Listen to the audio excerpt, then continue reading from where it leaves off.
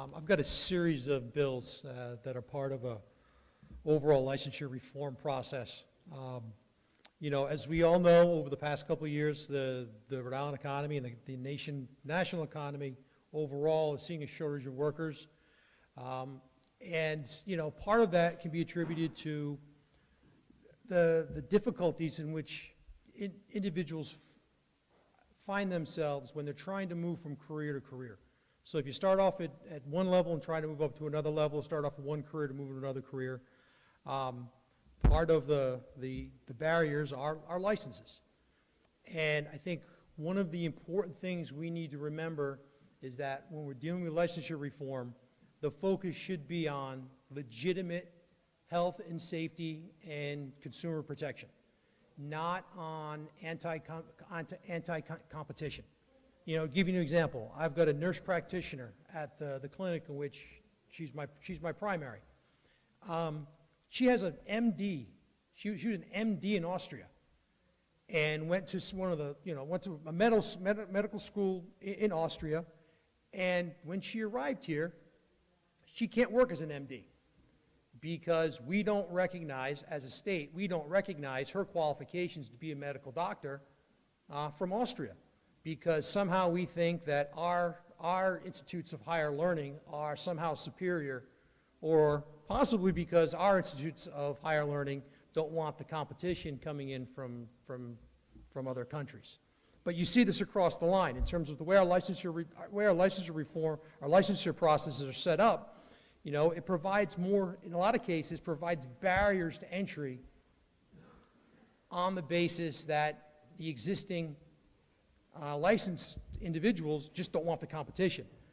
Over the past, since 1950, we went from only 5% of professions needing a license to 25%. It's usually a five-fold increase in a relatively short period of time. You heard in the testimony and the legislation prior how sporadically different states regulate different things. I think we heard only 31 states regulate home inspectors. And the legislation you have before you sets up a framework by which the state of Rhode Island would begin a review process of all the licensure, current licensure process and requirements, and any future. Example, possibly the legislation you heard earlier, which would lay out a framework that states that the requirements for license need to be based on legitimate health, safety, and protection of the consumer, not to protect the existing participants within that particular field.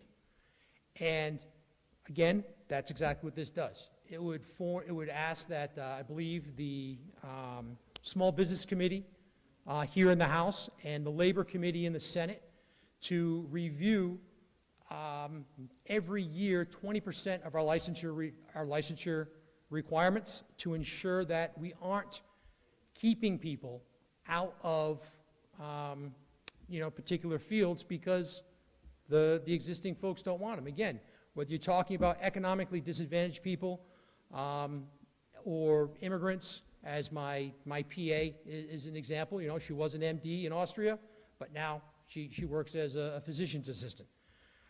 We're losing, my gain is the rest of the healthcare system's loss because I have an MD providing me that service, but in reality, she can only work as a physician's assistant.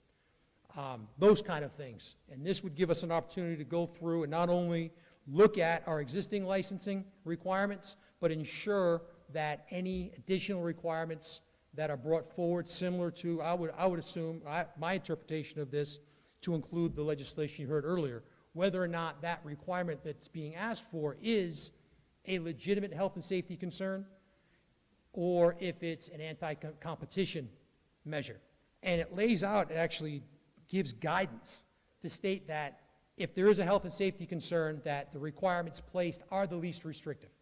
And if you go through the legislation on the, if you go through down at the bottom on page 2, line 26, it goes through and in order from least restrictive to most restrictive gives you guidelines as to what the committee would have to state. So again, in a situation like this where you've got two competing entities discussing, you know, what in my mind is a licensure requirement for home inspectors. They can't do something, that's an inhibitor on their license.